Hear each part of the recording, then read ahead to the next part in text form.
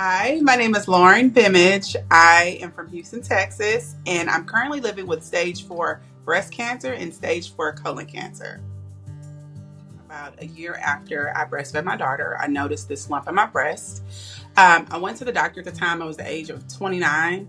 And because I was so young, she wasn't really concerned. She examined me and she felt like it was possibly a case of fibroadenoma, but she didn't request any further testing. She just said she wouldn't prescribe birth control at the time and we would monitor it. 2 years later, I was pregnant again with my third daughter, and breastfed her as well. The lump was still there. I didn't notice anything growing, but it wasn't until about 2 years after that I started to have pains in my left breast. And I have a smaller chest, so I didn't really realize the way the lump was growing. It was almost growing with the breast, so it was kind of hard to tell. And I young and not paying attention, not being proactive about my health, it kind of got away from me until I started to notice these pains. And then when I really life was going so fast, I was a mom of 3 kids. When I noticed that my nipple looked a little strange. So went to the doctor and they were concerned. So of course they sent me in for further testing. We did the mammogram, and that's when they found out maybe we need to do an ultrasound. They did everything in one day, and then they did the ultrasound. They're like, "Oh my gosh, we need to biopsy." Everything was kind of rushed. So they did the biopsy that day, and I was just asking the radiologist, can you tell me something? And she said, "I really can't tell you anything. You would have to be diagnosed by an oncologist if there is anything. The only thing I could tell you is that uh, benign tumors, they don't grow." And that was pretty much my answer. It's right at Christmas. And I was just like, oh my gosh, I'm dealing with breast cancer. She calls back December the 27th, just to confirm it. And that's the beginning of my breast cancer journey. I was diagnosed with stage 3 at the time. Um, Went through all the motions, went through chemo, lost all my hair. It was they call the Red Devil, doxorubicin. And then I followed up with Taxol. And then from there, after the chemotherapy, we did the radical left mastectomy. So they took all the lymph nodes from my underarms, the breast, the complete breast on the left side. I was still blessed to have my right breast. And because my chest was, like I said, rather small, the reconstruction really wasn't much of an issue for me. So I was grateful for that. We started radiation that later on that fall, that October, and then followed up with hormone therapy for the next 5 to 10 years. I was really frustrated with myself first and foremost. I had to hold myself accountable because it was something I let life get busy, and you should never let life just overwhelm you and take over your health and those decisions. But at the same time, I was kind of upset with the doctor as well for just not going a step further. And I had a breast surgeon explain to me, once I had my breast surgery, I went back to that initial diagnosis from that doctor, and she said, "Well, being that you're young, if we as doctors sent every girl in for screening that was under the age of 40, the insurance companies would turn on us and say, 'What are you guys doing?' More than likely, that test is going to be negative." So at that time, with that doctor examining you, she felt like it possibly was fibroadenoma, and she had to make a decision.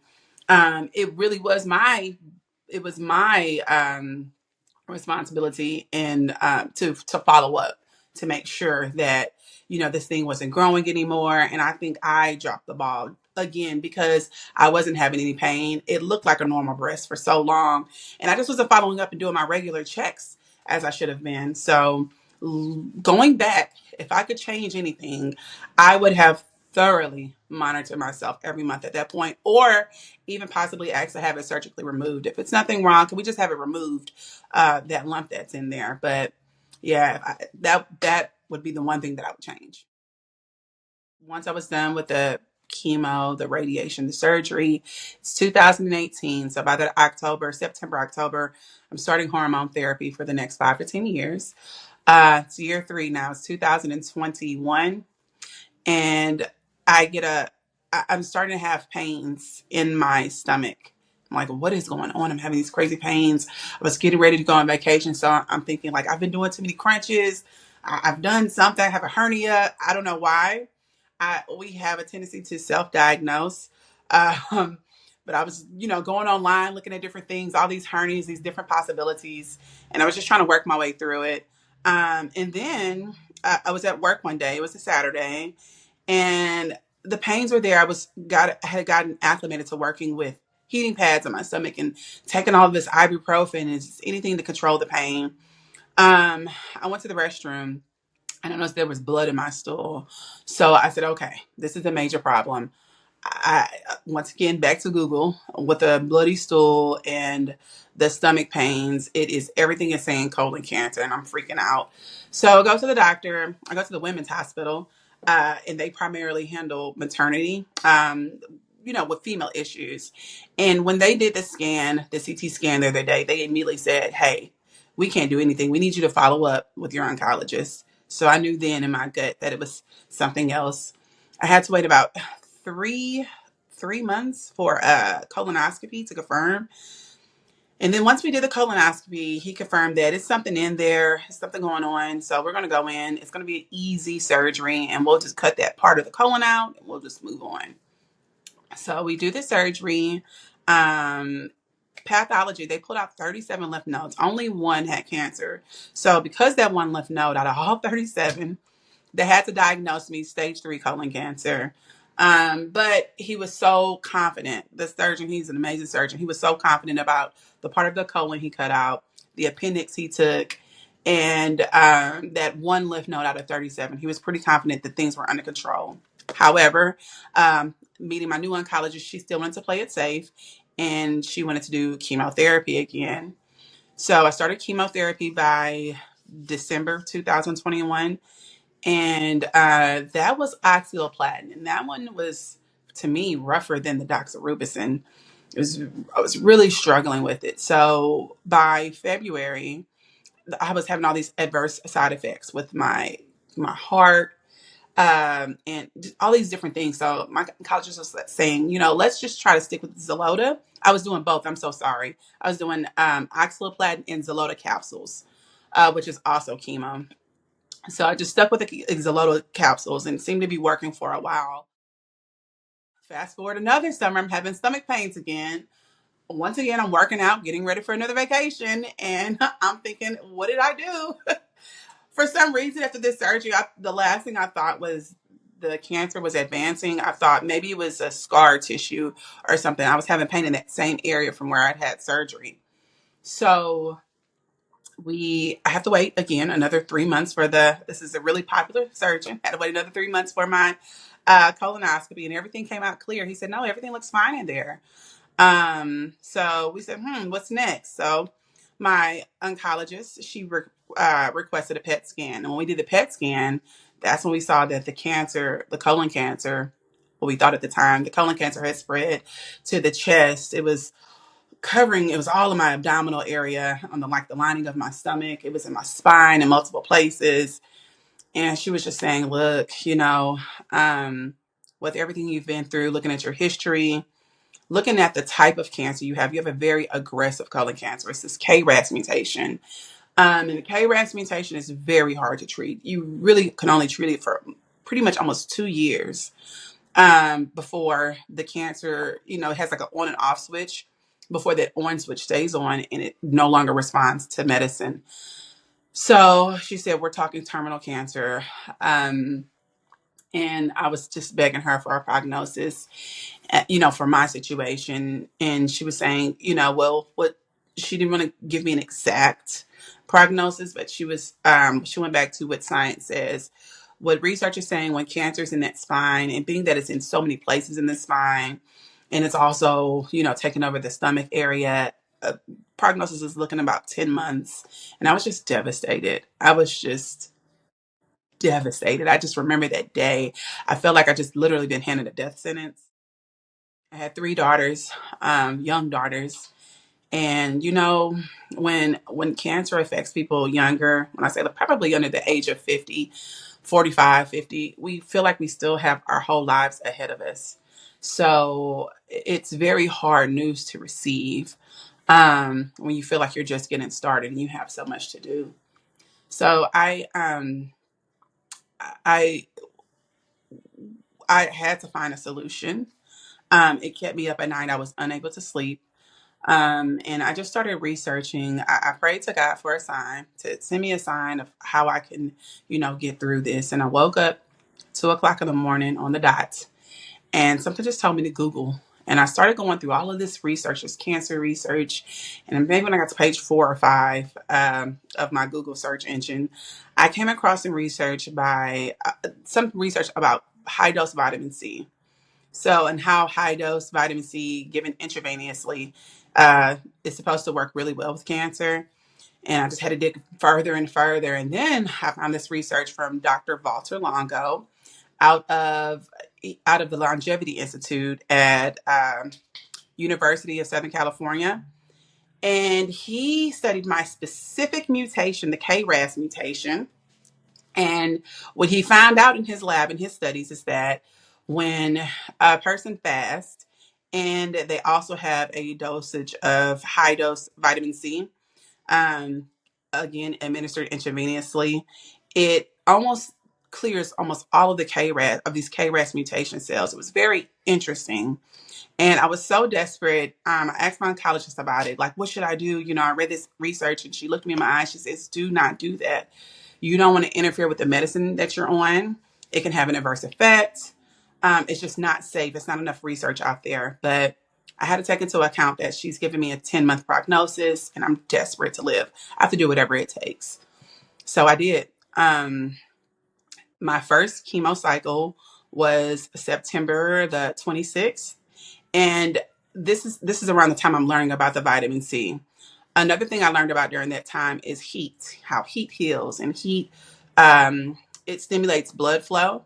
So at my very first chemo session, I took a heating pad with me, and I placed the heating pad on my stomach area, my chest, my spine, on my back. I had 3 heating pads. I looked crazy.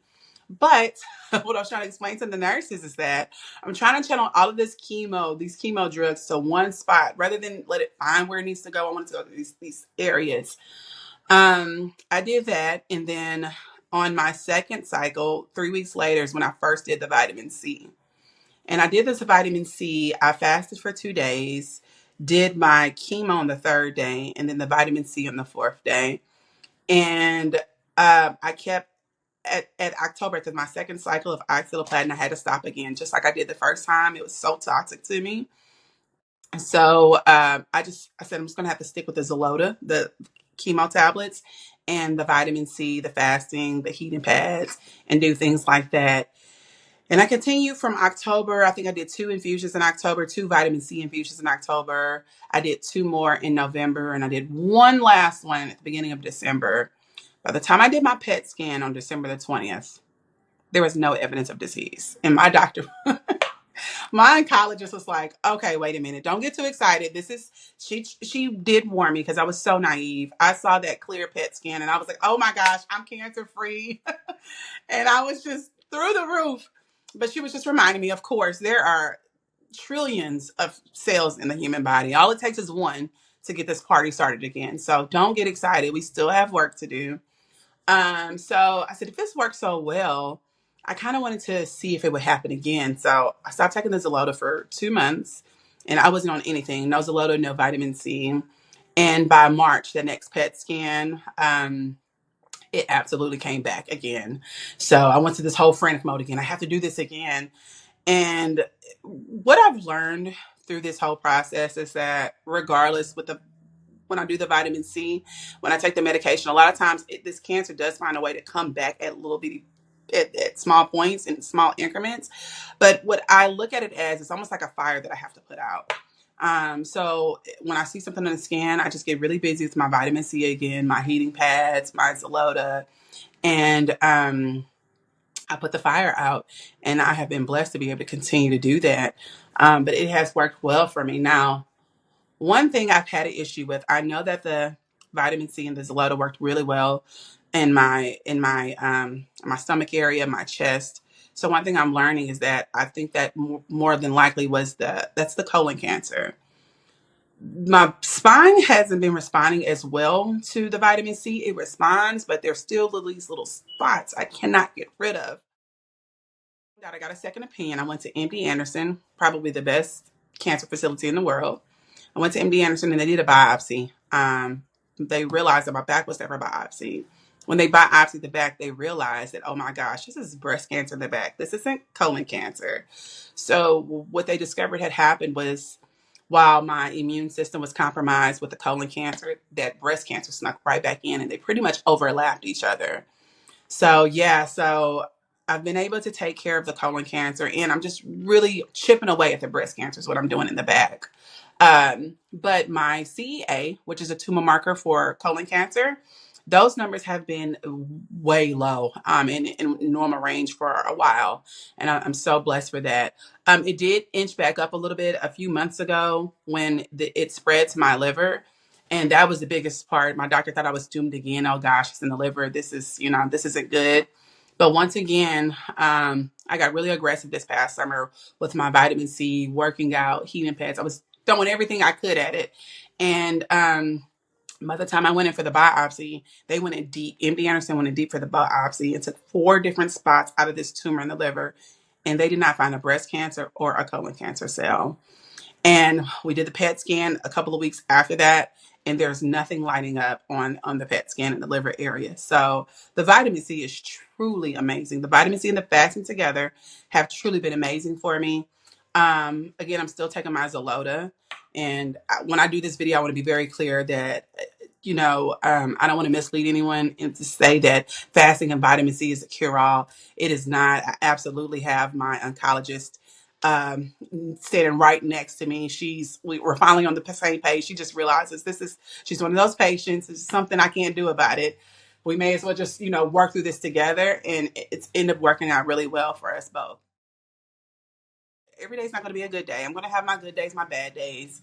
But just the will to live and my kids, my family, you just have to find whatever is driving that will. Just find it and stick close to it. And it just keeps me going. And also the need to, I know how many people have lost their lives with this KRAS mutation. The KRAS mutation shows up in about 40% of lung cancers, 40% of colon cancers, 91% of pancreatic cancers. So when we're looking at the top 3 deadly cancers, it really is the KRAS mutation that is responsible for those deaths. Knowing that this research that Dr. Valterlongo has done, this amazing research, life-saving research Dr. Valterlongo has done, knowing that it has brought me through, that's what also keeps me going. I just want other people to hear about this. I want people to speak about this with their oncologists, and let us all get on the same page where we can move forward and put this behind us. I do labs monthly, and I can see the CEA if it's going up or down. But that's my main concern. And the PET scan just lets me know if there's anything. And I'm always watching that spine. Like again, the high dose vitamin C and the fasting works really well with the colon cancer.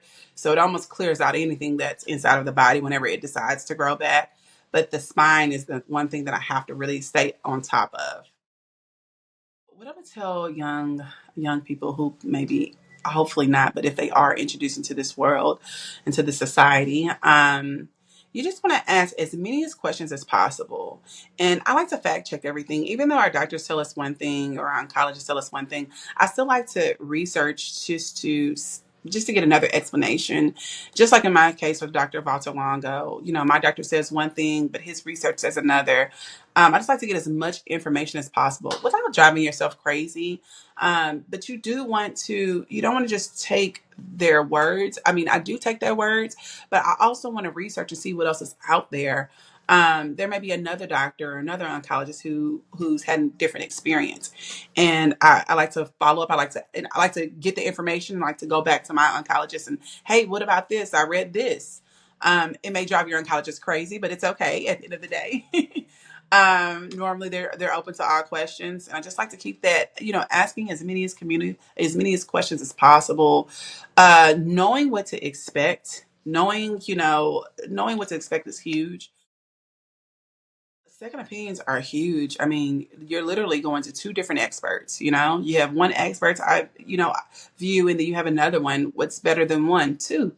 So if your insurance allows, if you're in a position, I would always try to seek out a second opinion, even if that second opinion is just me Googling to see, someone's research or a case study or something of that nature. But just having that second opinion is huge. And a lot of times insurance companies will cover a second opinion, but it's just very important. And that's if in your gut you're not feeling okay, or you're saying, hey, maybe I need to do something different.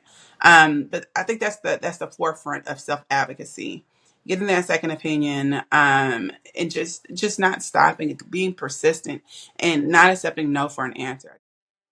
My last message for those who are watching and who may be going through this journey, the best advice I can give is to put a board together. Of course, you're sitting in the CEO position, your oncologist is in the right hand position, but you're going to a physical therapist. You may want a psychologist or a counselor. You may want financial assistance at that table. You want to have friends and family. You may want to have a support group or a peer who has gone through the same diagnosis. But the more support you have at that table, whenever a problem arises, if you have that table put together, you don't have to go seek that out. You know exactly where to go. At the end of the day, we're all trying to win this battle. So you want to set yourself up to win.